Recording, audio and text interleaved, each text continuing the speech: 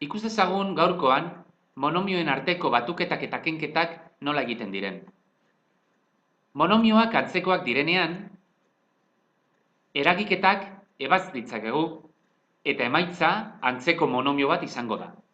Esaterako, lau AB karratu gehi 6B karratu A, batuketa horretan parte hartzen duten bi monomioak antzekoak dira, letrasko atala berdina dutelako. Hau da, hemen A bat dago eta hemen ere A bat dago. Hemen bi B ditugu biderkatzen eta hemen ere bi B ditugu biderkatzen. Naizta alderantziz idatzita egon.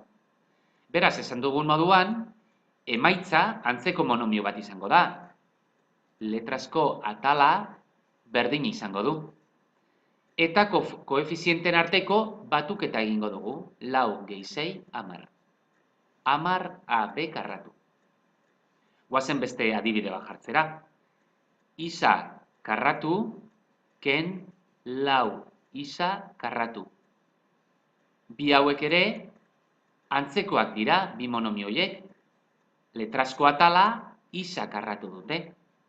Beraz, emaitzak ere, letrasko atal berdina izango du.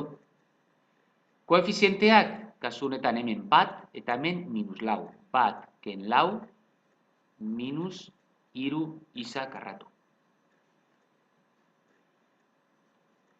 Monomioak antzekoak ez direnean, eragiketa ezin da simplifikatu.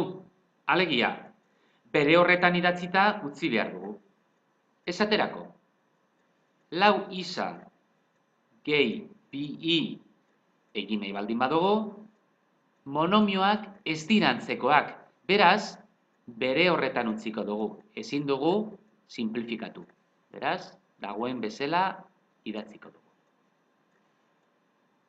Orain zuen kontura, eragiketa hauek ebaztea posible baldin bada. Antzekoak direnean, simplifikatu, eta antzekoak ez direnean, bere horretan utzi.